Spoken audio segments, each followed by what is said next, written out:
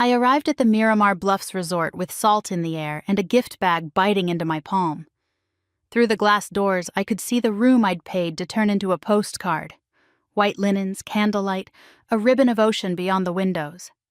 Laughter floated over the string quartet, warming up, soft, civilized, like nothing in my family ever was behind closed doors. I spotted my parents near the floral arch, posed for photos as if they'd earned every petal. Mom's pearls flashed when she turned. Dad's smile held until it landed on me. They didn't hug me. They didn't blink like I belonged right then. "What are you doing here?" my mother asked, voice clipped. "You're not welcome." The words didn't echo. They sank straight through me, heavy as wet sand. Around us, conversations thinned. Guests tilting their heads the way people do when they smell smoke. Behind them stood my sister, Tessa. Perfect hair, perfect dress, perfect little tilt of her mouth. She looked like she'd rehearsed my humiliation in front of a ring light. I felt my face try to fold. I wouldn't give her that. I set the gift bag down and let a small, polite smile bloom where my heartbreak wanted to show. "Understood," I whispered. My father's jaw tightened, as if my calm was an insult. Then the front doors opened, letting in a gust of wind and a woman I hadn't seen in years. Norah Vance stepped inside, eyes steady, a slim folder under her arm like a weapon she knew how to aim. Tessa's smirk vanished. The room went quiet, as if the whole place had just inhaled. Norah didn't glance at the ocean or the flowers. She looked straight at me, like she'd come to finish a sentence I'd been afraid to say. "Mara Caldwell?" she asked, calm. I nodded. My mother's smile went brittle. Tessa snapped back into performance mode. "Who let you in?" she said, loud enough for nearby guests. "This is private." Norah lifted the folder. "So is stealing." The words sucked the air out of the room. My father stepped forward with that familiar, pleading softness.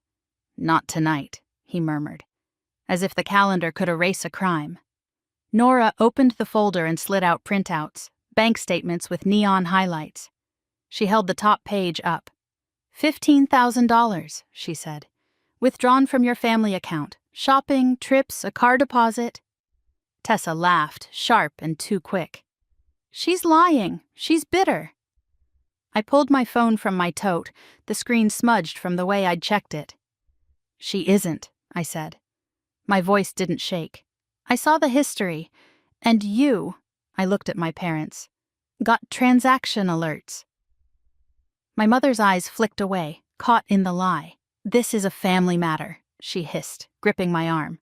Her nails dug in. "Stop! You're embarrassing us."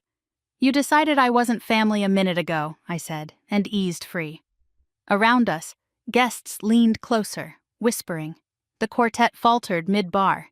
Tessa's face tightened, trying to hold a smile over panic. I turned before my courage drained. Near the service door, the resort manager, Leah, clipboard pressed to her chest, paused as if she'd been waiting for someone to blink first. I walked to her with my contract binder hugged against my ribs. "Leah," I said, "I need to revoke my card authorization, right now." Leah's eyes widened, then cooled into a practiced calm. She scrolled on her tablet. "If I remove your card, the balance is due before dinner." "Then dinner won't happen," I said. Leah made 2 calls. Servers stopped and began lifting trays back toward the kitchen. The quartet fell silent, bows dropping to their sides. Guests noticed at once, whispers swelling, phones rising. My mother rushed over, pearls shaking. "Fix this," she snapped. "You're ruining our anniversary." "No," I said, lifting Norah's folder. "Tessa ruined it when she drained the account. You ruined it when you got the alerts and told me to swallow it." My father's cheeks reddened. "Mara, don't do this here." "Where then?" I asked, voice carrying. "In my inbox? In private so you can deny it later?" Tessa pushed through the circle of stairs, mascara starting to fracture. "You're jealous," she said. "You always were." I looked at her, really looked, past the gloss and captions, and felt something in me unclench. "I'm not jealous," I said. "I'm finished." Norah slid a highlighted statement onto the gift table like a verdict. Someone gasped. My parents went stiff, trapped between their guests and their choices. I walked out with my contract binder under one arm, the folder under the other. At the doorway I paused, not for drama, just closure. "Happy anniversary," I told them. "Spend the night with the daughter you protected." Outside, the wind tasted clean.